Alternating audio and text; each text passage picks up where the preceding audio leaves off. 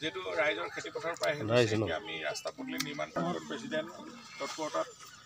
এইখিনি কাম মজুৰি পাব সেইটা সংস্থাপন হ'ব এটা পইচা পাতি হাতলৈ আহিব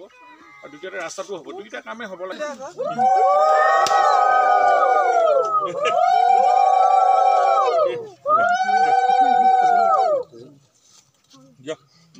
ভালকৈ ফটো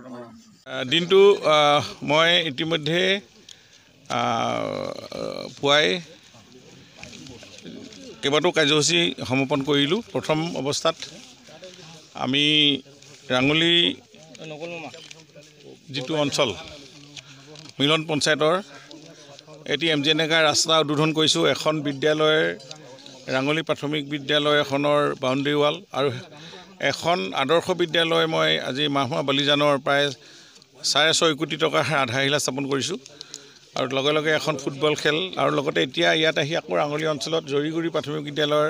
সৰ্বশিক্ষা আঁচনিৰে নিৰ্মাণ কৰা 8 লাখ টকাৰ এটি গৃহ নিৰ্মাণৰ মই শুভাৰম্ভ কৰিলোঁ মুকলি কৰিছোঁ আৰু এটা চাহ জনগোষ্ঠী ৰাইজৰ কৰম পূজা যেহেতু হৈ থাকে অঞ্চলসমূহত এটি কৰম ভৱন মই 5 লাখ টকাৰ মোৰ আনটাইড ফাণ্ডৰ দিয়া আজি মই আনুষ্ঠানিক অপেনিং কৰি তেওঁলোকক এইটো আনুষ্ঠানিকভাৱে আজি ব্যৱহাৰ কৰিবৰ কাৰণে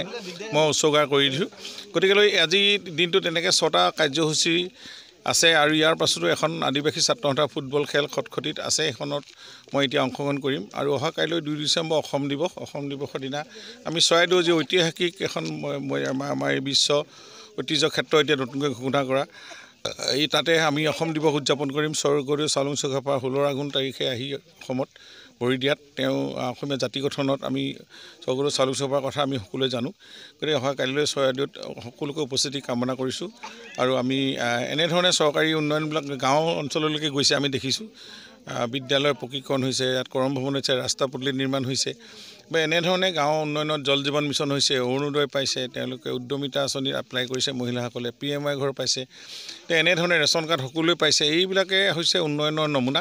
আমি সকলো দুখীয়া মানুহৰ কাৰণে কাম কৰা এইটো দল মই ভাবোঁ এইবাৰ বাকীখিনি যিখিনি তাত থাকি যোৱাখিনিও আমি এইবাৰ কাম কৰিব পাৰিম ক'ৰবাত 2-1 থাকি গৈছে এইখিনি এইবাৰ আমাৰ পৰৱৰ্তী যিটো বাজেট আমি ধৰি ৰাইজক এইখিনি অঞ্চলটো উন্নয়নৰ দিশলৈ আগবঢ়াই লৈ যাম সেয়ে আমি গাঁও অঞ্চলত আমি বিশেষ গুৰুত্ব দিছোঁ ধন্যবাদ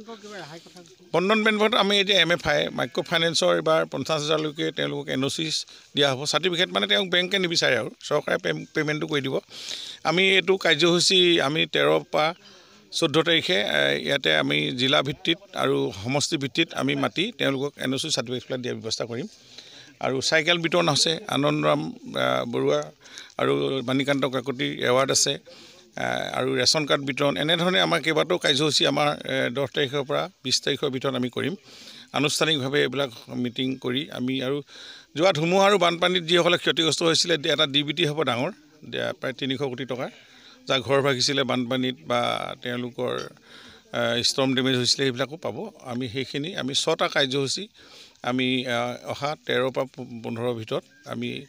এইখিনি সকলো সমষ্টিতে অসমৰ এনেকৈ কৰা এটা সিদ্ধান্ত হৈছে মাননীয় মুখ্যমন্ত্ৰী ডক্টৰ হিমন্ত বিশ্ব শৰ্মা ডাঙৰীয়াই কেবিনেটত